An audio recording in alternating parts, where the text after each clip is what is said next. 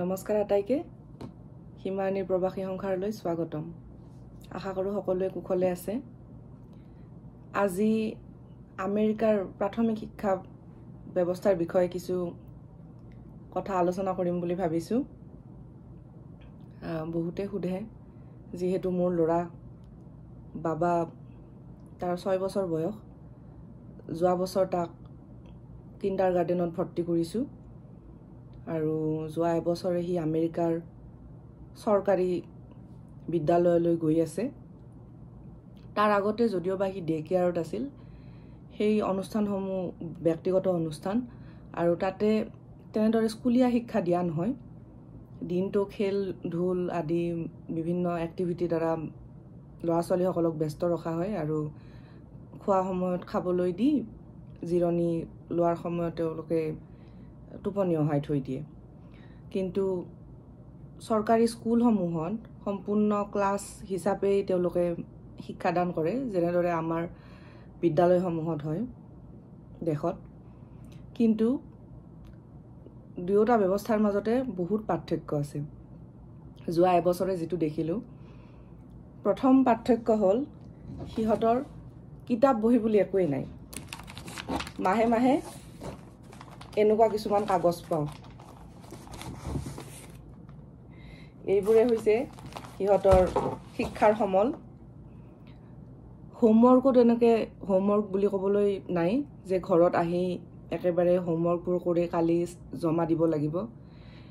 তেনেকুৱাও ব্যৱস্থা নাই। সিহঁতে স্কুলতে যিমানখিনি পাৰে শিকাই দিবলৈ চেষ্টা কৰে, প্ৰেক্টিচ আদিবোৰ স্কুলতেই কৰে আৰু কিবা কিবি যদি বাকী থাকে, সি যিখন আফটাৰ স্কুললৈ যায়, মানে তাৰ স্কুল ৰাতিপুৱা 7:30টাৰ পৰা 2:45লৈকে হয় দুপৰীয়া। কিন্তু আমাৰতো তেতিয়াও অফিচ চলি থাকে, কাৰণ আমাৰ অফিচ 5টা বজালৈ। 2:45ৰ পৰা 5 বজালৈ সেই সময়খিনি সি এখন ডে কেয়াৰলৈ যায়। সেইখন আফটাৰ কেয়াৰ, যিখন আমাৰ ইউনিভাৰ্চিটিৰ তৰফৰ পৰাই আছে ব্যৱস্থা কৰি দিয়া। তো বাছেৰে সি সেই আফটাৰ কেয়াৰখনলৈ যায় আৰু বাকী 2.5 ঘণ্টা সময় সি তাতে কটায়। তাতেও তেওঁলোকে বিভিন্ন এইবিলাক স্কুলত যি যি শিকায় সেইবোৰ প্ৰেক্টিচ কৰাবলৈ যত্ন কৰে। চাওঁ আহকচোন সিহঁতে স্কুলত কি কি শিকে। প্ৰথমতে এখন কেলেণ্ডাৰ, ফেব্ৰুৱাৰী মাহৰ কেলেণ্ডাৰ যেনেদৰে হয় তেনেদৰে ৰখা হৈছে। কোন দিনত কেনেকুৱা বতৰ হ'ব সেয়া এটা চিন দিয়া আছে আৰু সিহঁতক তাৰিখটো লিখিবলৈ দিয়ে আৰু বতৰৰ চিহ্নটো দিবলৈ দিয়ে। সেইদিনা সম্ভৱতঃ ডাৱৰীয়া বতৰ আছিল, সি ডাৱৰীয়া বতৰত এটা হালধীয়া ৰং দিছে। এনেদৰে প্ৰত্যেক দিনে এনেকৈ দিছে। যিদিনা খুব ৰ'দ আছিলে সেইদিনা ৰঙা ৰং দিছে সূৰ্যটোত, এইটো তাৰিখ লিখিছে।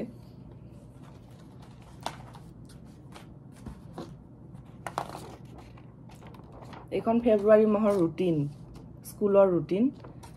চাওঁ আহকচোন স্কুলত কি কি ক্লাছ হয় সিহঁতৰ। তো প্ৰথমতেই আছে আৰ্ট ক্লাছ, তাতে বিভিন্ন ধৰণৰ ছবি আঁকে। তাৰপাছত আছে মেডিয়া, এইটো এটা বৰ গুৰুত্বপূৰ্ণ ক্লাছ। এই মেডিয়া ক্লাছটোত বহুত কথা শিকে সিহঁতে, কিন্তু শ্ৰেণী হিচাপে সেইটো বাঢ়ি বাঢ়ি গৈ থাকে।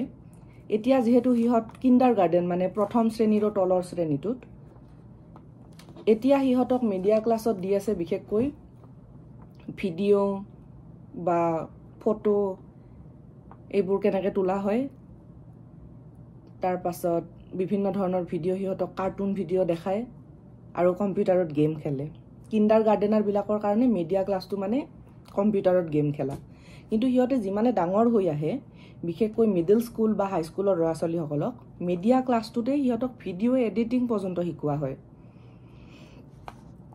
তাৰপাছত আছে ফিজিকেল ক্লাছ,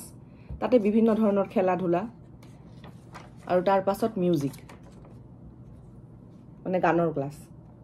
তাতে বিভিন্ন ইনষ্ট্ৰুমেণ্ট আছে যিমানে ডাঙৰ হৈ গৈ থাকে যাৰ যিটো ইনষ্ট্ৰুমেণ্টত ইণ্টাৰেষ্ট থাকে কোনোবাই বাঁহী বজায় কোনোবাই গিটাৰ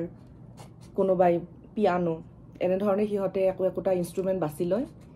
আৰু সেই হিচাপে সিহঁতে শিকে সেই ইনষ্ট্ৰুমেণ্টটো তাৰ পাছত আছে মিডিয়া মিউজিক ফিজিকেল তাৰ পাছত এই মাজৰ সময়খিনিতে হয়তো সিহঁতে ভাষা বা গণিত আদিবোৰো শিকে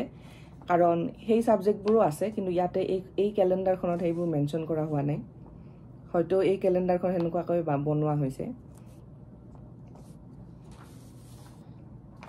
এখন ভ্যালেন্টাইন ডে আকিছে ভ্যালেন্টাইন ডে সিহঁতে বহুত ডাঙৰকৈ উদযাপন কৰে স্কুলত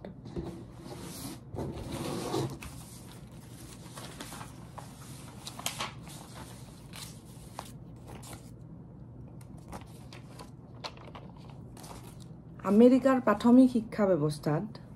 বিশেষকৈ তেওঁলোকে গুৰুত্ব দিয়ে দৈনন্দিন হোৱা কাম-কাজবিলাকৰ কাৰণে দৈনন্দিন হোৱা কাম-কাজবিলাক শিশুটোৱে নিজে নিজে কৰিব পাৰিছে নে নাই শিশুটো ইন্ডিপেন্ডেন্ট হৈছে নে নাই তাৰে ওপৰত তেওঁলোকে গুৰুত্ব প্ৰদান কৰে সেই কাৰণে বেছিভাগ শিকনমূলক কথাতে তেওঁলোকে এনে ধৰণৰ টপিক বুৰেৰে আৰম্ভ কৰে এইটো হৈছে মাই বুক এবাউট উইন্টাৰ শীতকালত আমি কি কি কৰিম তাৰ মানে এইটো এটা ছবি আঁকিছে শীতকাল উপলক্ষে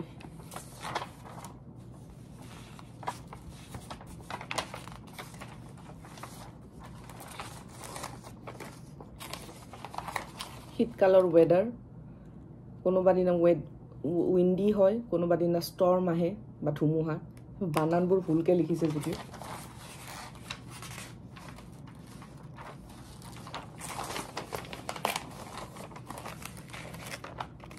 টুপি মাফলাৰ গ্লাভছ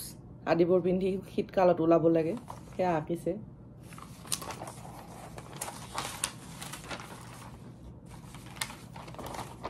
আৰু এয়া কিছু শীতকালৰ খেল ধেমালি স্নোবোৰ্ডিং স্লাইডিং আদিবোৰ আঁকিছে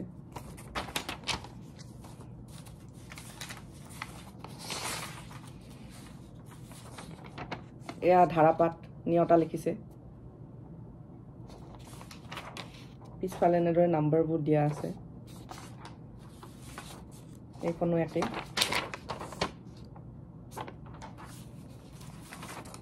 আৰু এয়া এক অংকৰ যোগ বিয়োগ আদি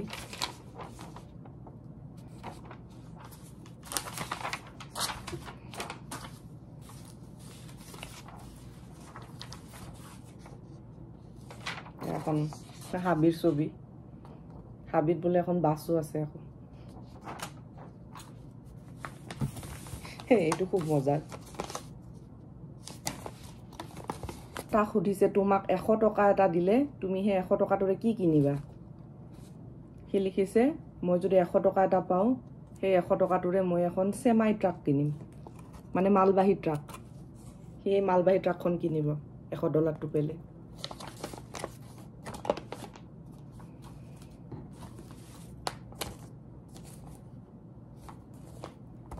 এইটো হৈছে how to brush my teeth ৰাতিপুৱা উঠি কেনেদৰে নিজে নিজে ব্ৰাছ কৰিব পাৰি এনেদৰে টুথপেষ্টটো লৈ এনেদৰে ব্ৰাছ কৰিব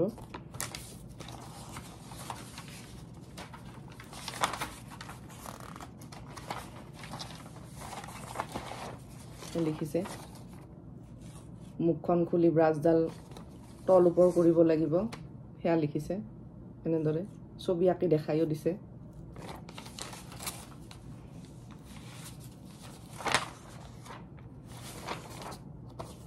তাৰ পিছত লাষ্টত মুখখন ধুই দিব সেয়াও লিখিছে বানানবোৰ ভুল যদিওবা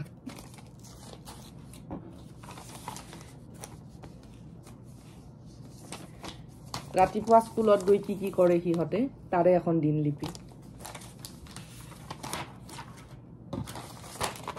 বাছৰ পৰা নামিয়ে প্ৰথমে সিহঁতে ডিনাৰ লাঞ্চটো তেওঁলোকে সিহঁতক সিলেক্ট কৰিব দিয়ে ল'ৰা ছোৱালীবিলাকক যে আজি লাঞ্চত সিহঁতে কি খাব সেয়া সিলেক্ট কৰে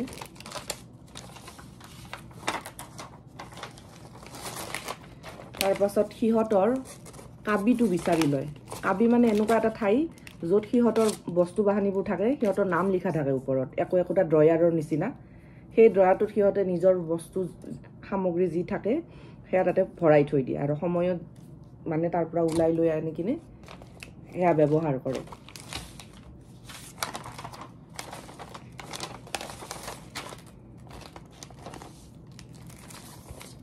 তাৰ পাছত সিহঁতৰ এটা অৰেঞ্জ ফোল্ডাৰ আছে সেই অৰেঞ্জ ফোল্ডাৰটো তেওঁলোকে ওলাই লয় সেই অৰেঞ্জ ফোল্ডাৰটোতে টেক হোম বুলি এটা সেকশন থাকে তাতে মাক দেউতাকে জানিব লগা বা যদি ঘৰত কিবা প্ৰেক্টিস কৰিবলগীয়া বস্তু থাকে সেইখিনি তেওঁলোকে সেই টেক হোম ফোল্ডাৰটোত ভৰাই দিয়ে আজি সেই টেক হোম ফোল্ডাৰটো আনিবই পাহৰিলে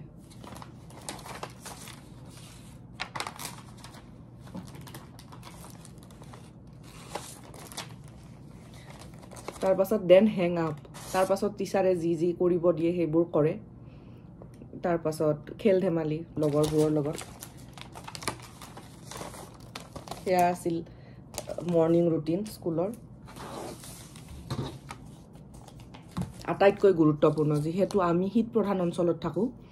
ইয়াতে সঠিকভাৱে উইন্টাৰ গিয়াৰ পিন্ধাটো বহুতেই গুৰুত্বপূৰ্ণ নহলে ল'ৰা ছোৱালীবোৰ একদম নিমুনিয়াত ভুগিব কাৰণ বাহিৰত সাংঘাতিক ঠাণ্ডা আপোনালোকে জানে গতিকে তেওঁলোকক এইটো প্ৰেক্টিস কৰোৱা যে নিজৰ কানি কাপোৰবোৰ উইন্টাৰ গিয়াৰবোৰ কেনেকৈ পিন্ধিব মাক দেউতাকৰ সহায় অবিহনে কাৰণ স্কুলত যেহেতু ল'ৰা ছোৱালীৰ সংখ্যা বহুত এগৰাকী টিচাৰৰ অনুপাতে 24টা ল'ৰা ছোৱালী থাকে গতিকে এগৰাকী টিচাৰৰ পক্ষে হেতু সম্ভৱ নহয় যে প্ৰত্যেককে পাৰ্সোনালি তেওঁ কানি কাপোৰ পিন্ধাই কিনে খেলাৰ ঠাইত লৈ যাব গতিকে হেয়া অভ্যাস কৰাই তেওঁলোকে যে কেনেকৈ নিজৰ উইন্টাৰ গিয়াৰবোৰ পিন্ধিব প্ৰথমতে সমগ্ৰ উইন্টাৰ গিয়াৰবোৰ এনেদৰে উলিয়াই ল'ব জেকেট বুট গ্লাভছ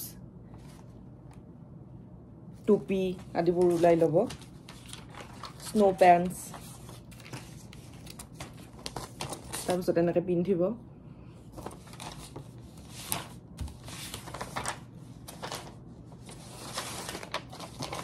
ভিতৰৰ লেয়াৰবোৰ হোৱাৰ পিছত বাহিৰত কোটটো পিন্ধিব টুপিটো পিন্ধি ল'ব গ্লাভছ পিন্ধিব তাৰ পাছত লাষ্টত বুটছ পিন্ধিব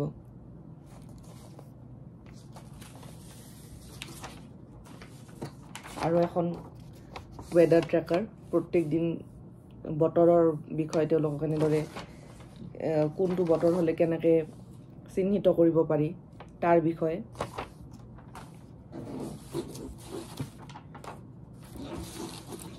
সহজ কথাত এই প্ৰাইমাৰী শিক্ষাৰ সময়ত ল'ৰা ছোৱালীবিলাকক মূল গুৰুত্ব তেওঁলোকে প্ৰদান কৰে যে নিজেই নিজৰ দায়িত্ব ল'ব পৰা হোৱা ল'ৰা ছোৱালীসকলে কেনেদৰে নিজৰ কামখিনি নিজে কৰিব পাৰে কেনেদৰে সমগ্ৰ তেওঁলোকৰ যে দিনটোৰ ৰাতিপুৱা উঠাৰ পৰা ৰাতি শুৱালৈকে গোটেইখিনি তেওঁলোকে নিজে নিজে কৰিব পাৰে কোনে কৈ নিদিয়াকৈ আৰু বতৰৰ বিষয়ে সঠিক জ্ঞান যাতে যিকোনো সময়তে বাহিৰত তেওঁলোকে নিজকে প্ৰটেক্ট কৰিব পাৰে আৰু হৈছে লগৰ ল'ৰা ছোৱালী বা শিক্ষক বা বাহিৰৰ যিকোনো মানুহৰ সৈতে ব্যৱহাৰ সেই ব্যৱহাৰটো যাতে সঠিক হয় সঠিকভাৱে তেওঁলোকে কথা বতৰা পাতে নিজৰ পৰিচয় দিয়ে আদিৰ ওপৰতে মেইনলি গুৰুত্ব দিয়া হয় আৰু বহুতেই আছে ভিতৰৰ সৰু সৰু কথা আৰু কেতিয়াবা এনেদৰে আলোচনা কৰিম আজি মই মাত্ৰ বাবাই কি কৰে স্কুলত গৈ তাৰে কিছু উদাহৰণ আপোনালোকৰ সন্মুখত দাঙি ধৰিলো কিবা ভুল ভ্ৰান্তি হলে ক্ষমা কৰি দিব